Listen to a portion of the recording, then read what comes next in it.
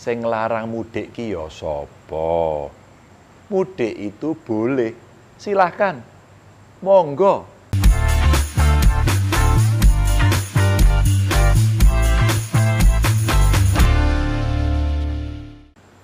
Menjelang Lebaran ini, pasti banyak yang merasa jengkel dan sambat. Kenapa? Mudik yang adanya hanya setahun sekali itu kok dilarang lagi. Mungkin jenengan, koncon jenengan, ada yang grundel. Kalau di berita itu kan pemerintah ngakunya penanganan COVID sudah baik, sudah bagus, kasusnya menurun terus. Lah begitu mau Lebaran kok malah mudik dilarang. Padahal kemarin kan sudah ada yang disuntik vaksin sampai 2 kali loh. Lah terus apa sebenarnya faedahnya disuntik vaksin kalau pulang ke rumah saja dibatasi? Ada juga koncon jenengan yang Masya Allah galaknya minta ampun. Kalau nulis komentar di medsos, peraturan apa kuwi? Kalau yang dikhawatirkan kerumunan dan penularan, lah kenapa tempat wisata dibuka? Kenapa sekolah, kantor, pasar, mal, swalayan, tempat wisata, semuanya kok dibuka?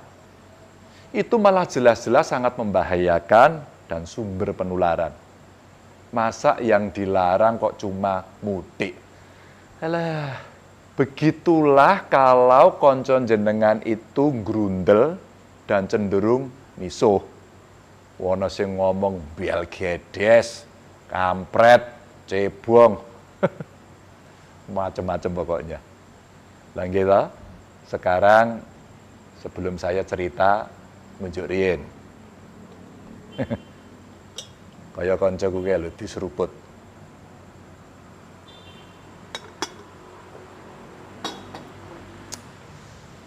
Nah, kalau sudah minum gitu kan pior, padang pikirannya. Enak diajak ngomong, penak diajak rembugan. Jadi begini, sing larang mudik ki ya sapa? Mudik itu boleh, silahkan, monggo. Ajak anak, istri, saudara, atau siapapun untuk mudik. Tapi mudiknya virtual saja. Eling-elingen, virtual saja. Seperti tahun lalu, saya masih ingat betul bagaimana rasanya meminta panjenengan semua untuk tidak mudik pada tahun lalu. Betapa susahnya kondisi kita di masa-masa awal pandemi. Setiap hari selalu saja ada saudara-saudara kita yang masuk rumah sakit. Hampir setiap jam ambulan berseliweran di jalan. Penggali kubur bekerja siang malam. Teman-teman tenaga medis bukan hanya berjuang menyelamatkan, tapi juga berguguran. Siapa sih yang mau kehilangan saudara? Siapa yang rela kehilangan orang tua? Kita ini sangat berpotensi jadi penyebab kematian 1, 2, puluhan, bahkan ratusan nyawa. Ini bukan soal tradisi atau agama, bukan soal suku atau negara, tapi menyelamatkan 1 nyawa saudara kita jadi jauh lebih penting dari segalanya. Masih ingat nggak kata Gus Dur? Di atas politik itu ada kemanusiaan. Saya mau nambahi, di atas politik, tradisi dan kebudayaan itu ada kemanusiaan. Dan berdiam diri, tidak bepergian, tidak pulang kampung, adalah laku kemanusiaan kita saat ini. Ya, kita hanya cukup berdiam diri di rumah untuk tidak memperumit masalah di tengah wabah. Mungkin jenengan pernah dinasehati simbah buyut. Nduk, wong urip iku aja nggugu karepe dhewe. Kabeh wis ana sing ngatur. Tapi yen kabeh melu ngatur, ya enten ana gelem. Maka ketika kemarin di Kabupaten Pati dan di Kota Semarang contohnya, ada warga yang nekat mudik dari luar daerah. Ya Allah, bukan hanya 1, 2, atau 3 orang yang tertular corona, tapi puluhan orang dan akhirnya satu kampung harus diisolasi. Yen wis kedaden ngono iku, lak yo kriwikan dadi grojogan, geguyon dadi tetangisan toh. Coba itu lihat, bagaimana India hari ini. Isine mung wong tetangisan. Ratusan ribu orang tertular setiap hari, bahkan gampang banget kita melihat orang tergeletak di pinggir jalan-jalan. Mayat berserakan di tempat pembakaran karena saking banyaknya. Ketatnya peraturan dan kejamnya polisi India ketika operasi ternyata tidak membuat warganya patuh dan takut. Kabeh dong gampangke. Semua meremehkan dan menyepelekan protokol kesehatan. Pakai masker males, kumpul-kumpul dan bepergian semau-maunya. Dan yang lebih ngegirisi, 3 juta orang di sana justru berkumpul tumplek-blek dadi siji menggelar acara tradisi di Sungai Gangga. Anda tahu akibatnya? India sekarang ngeri sekali.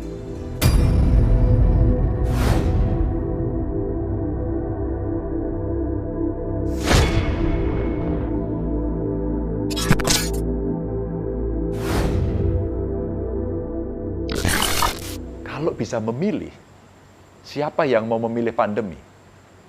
Maunya kita ya hidup tentrem, aman, sentosa. Bergas waras, wiris, rezeki banyak, halal dan barokah. Tapi kan yang ngatur kehidupan bukan kita. Kita ini kan sak dermo mampir ngombe, disangoni awak, ati lan pikiran. Makanya ayo jogo awake dhewe lan sedulur-sedulur. Gunakan hati lan pikirane.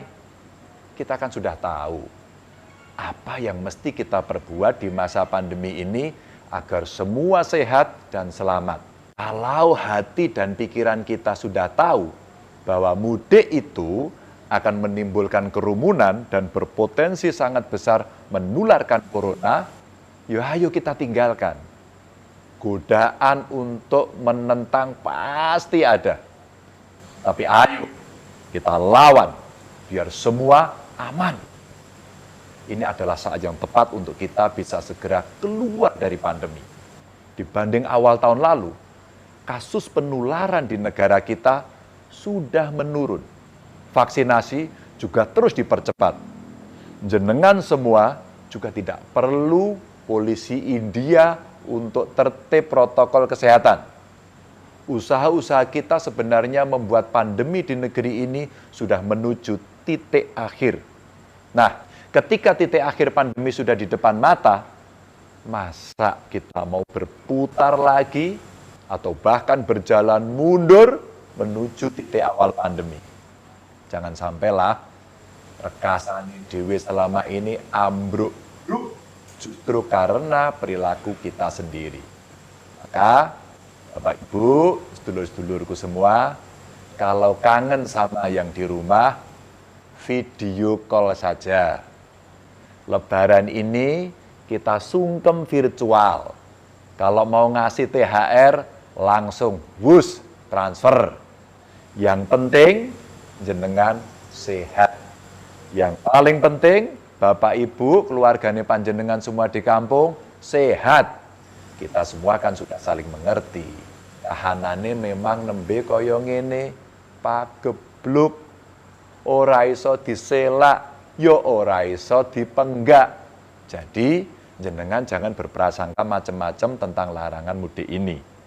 Menghilangkan tradisi lah, menghalangi silaturahmi lah, mematikan usaha warga, atau prasangka buruk lainnya. Tidak. Keselamatan jenengan, keselamatan kita di atas semuanya. Keputusan ini memang membawa madarat. Tapi itu adalah madarat yang paling ringan dari sekian madarat yang ada. Semoga cukup 2 kali puasa, 2 kali lebaran, kita tidak pulang. Jaga diri panjenengan, baik-baik. Jika keluarga panjenengan di kampung ada masalah, boten usah khawatir. Insya Allah, biar saya yang ngurus. Untuk sedulur-sedulurku, kepala desa, ketua RW dan RT, ayo, jogo tonggo gerak lagi. Pos penjagaan kampungnya dihidupkan lagi. Data setiap pendatang, suhu tubuhnya dicek, semprot dengan disinfektan. Sediakan tempat cuci tangan. Siapapun yang masuk ke kampung kita wajib pakai masker. Sekali lagi, wajib. Tidak ada pendatang atau tamu yang terindikasi. Entah itu demam, batuk, pilek, segera laporkan ke puskesmas terdekat. Teman-teman tenaga medis juga ini. Ayo, kencangkan lagi ikat pinggang, kita siaga agar tidak kecolongan. Jika usaha kita bisa terus seperti itu, saya hakul yakin, insya Allah, Lebaran tahun depan, kita semua bisa kumpul keluarga dengan bahagia. Bapak Ibu yang sangat saya hormati, ngoten nggih? Terima kasih, matur nuwun. Sabar, boten sah mudik, dan selalu jaga kewarasan.